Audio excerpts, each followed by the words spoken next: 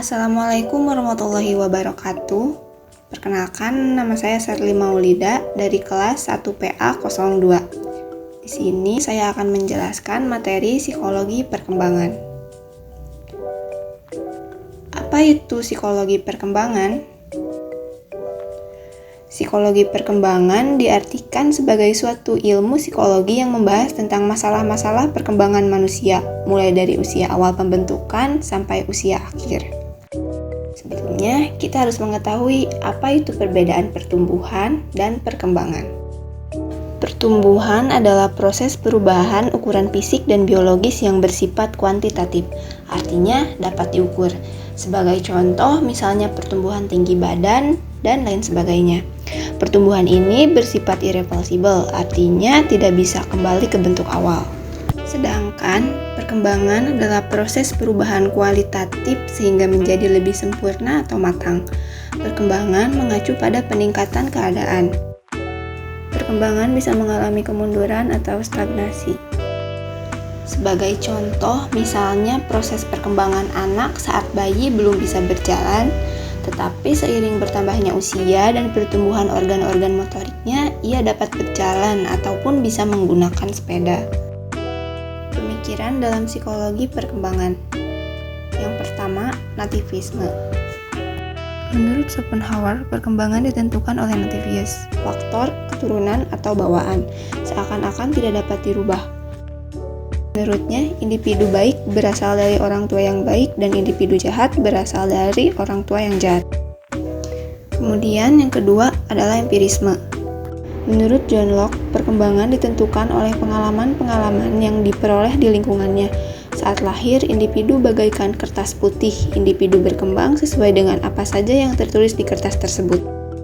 Kemudian yang ketiga adalah konvergensi, merupakan gabungan dari pemikiran nativisme dan empirisme oleh William Stern. Pada penelitian bayi kembar yang dibesarkan di lingkungan yang berbeda, maka saat dewasa akan tumbuh menjadi pribadi yang berbeda. Hal ini menurutnya karena adanya faktor endogen bawaan dan eksogen lingkungan. Teori psikologi perkembangan. Perkembangan kognitif Borowlet. Perkembangan intelektual anak dimulai pada tahap skema, yaitu mengenai cara berinteraksi di lingkungan. Proses yang bertanggung jawab mengundangkan dan menyesuaikan skema.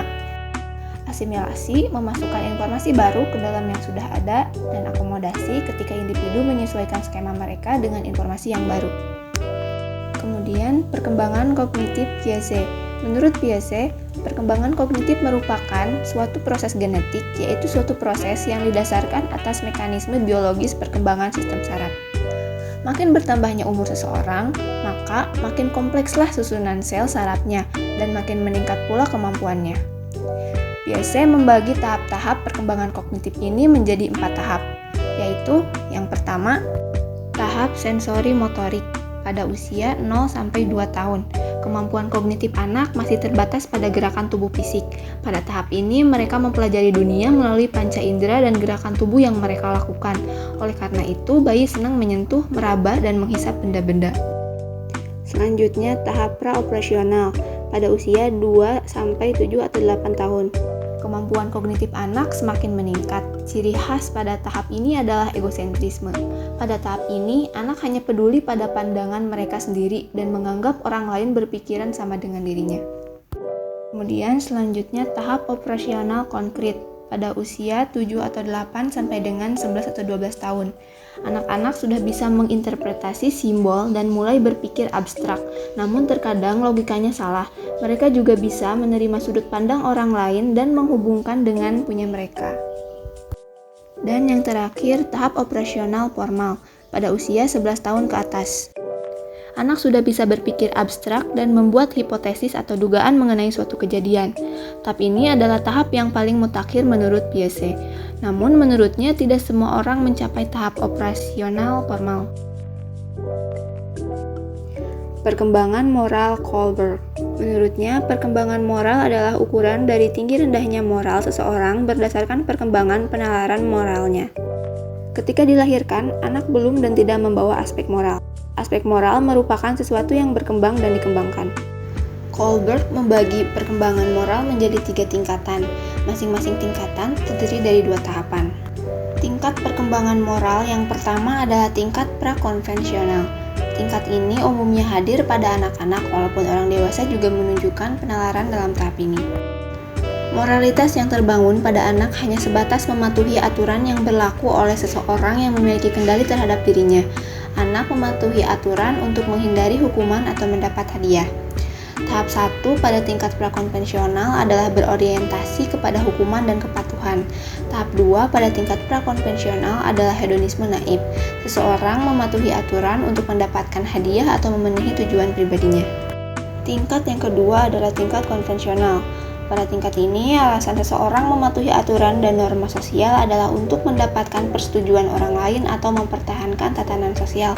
Tahap 1 pada tingkat konvensional adalah berorientasi pada istilah anak-anak yang baik, perilaku moral yang menyenangkan untuk mendapatkan persetujuan orang lain. Tahap 2 pada tingkat konvensional adalah untuk menjaga ketertiban sosial. Anak mampu mempertimbangkan perspektif orang lain untuk menentukan perilaku ini benar atau salah. Mereka sudah bisa menyesuaikan dengan aturan atau norma masyarakat sekitar. Tingkat yang ketiga adalah pasca konvensional.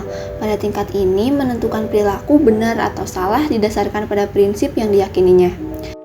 Tahap 1 pada tingkatan ini adalah orientasi kontak sosial, yang mempunyai hubungan timbal balik antara dirinya dengan lingkungan sosial dan masyarakat. Tahap 2 pada tingkat ini adalah orientasi etika universal, norma etik baik buruk atau benar salah yang bersifat universal sebagai sumber menentukan sesuatu perbuatan yang berhubungan dengan moralitas. Selanjutnya, perkembangan psikoseksual Freud. Menurutnya, perkembangan anak terjadi dalam serangkaian tahap yang berfokus pada area kesenangan tubuh yang berbeda. Selama setiap tahap, anak menghadapi konflik yang memainkan peran penting dalam perkembangannya. Berikut adalah tahapan perkembangan psikoseksual Freud. Yang pertama, fase oral. Menurut Freud, selama tahap pertama perkembangan ini, libido manusia terletak di mulutnya. Artinya, mulut adalah sumber utama kesenangan.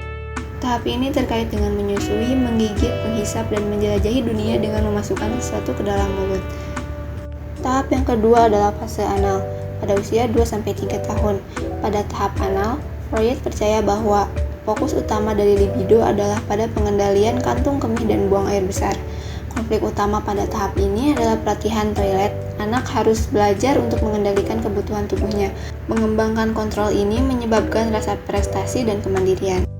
Tahap yang ketiga adalah fase falik. Fase perkembangan ini terjadi saat anak berusia 3-5 tahun. Seorang anak akan suka mengamati dan menyentuh alat kelaminnya. Hal tersebut terjadi karena zona sensitif seksual anak terletak di alat kelamin, dan fase ini lebih sering terjadi pada anak laki-laki. Pada tahap ini, anak mulai menyadari jenis kelaminnya sendiri. Tahap yang keempat adalah fase laten, pada usia 6-12 tahun. Pada tahap ini yang terjadi pada anak yaitu penekanan terhadap seks dan mengembangkan keterampilan seksual dan intelektual. Biasanya anak sedang disibukkan dengan pencarian prestasi. Tahap yang kelima adalah fase genital, pada usia 12 tahun ke atas. Memasuki masa pubertas menyebabkan libido menjadi aktif kembali. Selama tahap perkembangan psikoseksual akhir ini, individu dapat mengembangkan minat seksual yang kuat pada lawan jenis. Tahap ini dimulai selama masa pubertas, tetapi dapat berlangsung sepanjang sisa hidup seseorang. Perkembangan psikososial Erikson. Menurutnya, kepribadian manusia dapat berkembang melalui beberapa tahap, mulai dari bayi hingga lanjut usia. Pada setiap tahapnya akan terjadi 2 aspek bertentangan yang bisa berdampak positif maupun negatif terhadap perkembangan kepribadian seseorang. Tahap psikososial Erikson.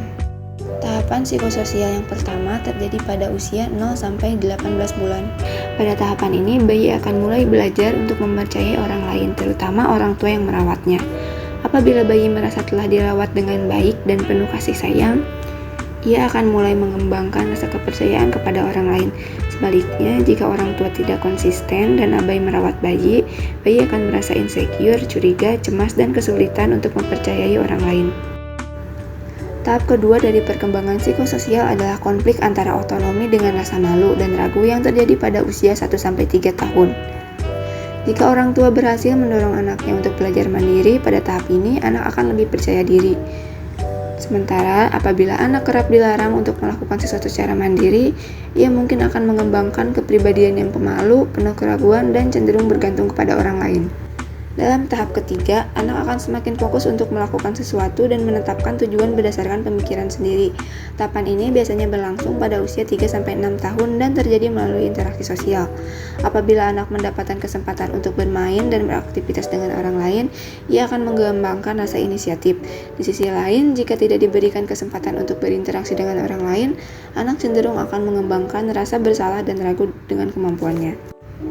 Tahapan keempat dalam perkembangan psikososial adalah konflik antara industri dengan inferioritas. Melalui tahapan ini, anak akan lebih mulai mempelajari keterampilan khusus di sekolah. Jika mendapat kesempatan untuk mengembangkan kemampuan sendiri, anak akan merasa percaya diri dan bangga dengan pencapaiannya. Namun anak mungkin akan merasa rendah diri apabila dirinya sering dibatasi oleh orang tua atau gurunya untuk mengembangkan kemampuannya. Memasuki usia remaja, seseorang akan mulai mencari identitas dan jati dirinya. Karena itu, mereka umumnya mencoba berbagai persona yang berbeda guna mengetahui jati dirinya. Jika berhasil melalui tahapan pencarian jati diri ini, seseorang akan mampu untuk mempertahankan identitas dirinya. Di satu sisi, jika gagal menemukan jati dirinya pada tahap ini, seseorang mungkin akan mengalami krisis identitas di kemudian hari. Pada tahap perkembangan psikososial ke-6, konflik akan berfokus pada hubungan intim dalam membentuk komitmen jangka panjang dengan seseorang selain keluarga. Individu yang berhasil melalui tahap ini cenderung memiliki hubungan yang langgeng dan bahagia. Namun jika tidak berhasil, mereka mungkin akan merasa kesepian, terisolasi, hingga memicu depresi. Tahap psikososial selanjutnya terjadi pada usia 40-65 tahun. Tahapan ini akan berfokus pada kontribusi seseorang untuk masyarakat dan generasi penerus. Individu yang sukses menghadapi tahapan ini akan merasa dirinya berguna karena sudah berkontribusi pada masa depan masyarakat. Sebaliknya, jika tidak berhasil, mereka akan merasa stagnan dan tidak produktif. Tahapan terakhir dari perkembangan psikososial adalah konflik antara integritas ego dan keputusasaan yang terjadi pada usia 65 tahun ke atas. Pada tahapan ini, lansia akan mulai merenungkan kehidupan yang telah dijalani. Jika merasa puas, ia akan menghadapi masa tua dan kematian dengan perasaan bangga. Namun jika memiliki penyesalan atau masih terdapat sesuatu yang belum bisa dia capai di masa-masa hidupnya, ia mungkin akan merasa putus asa.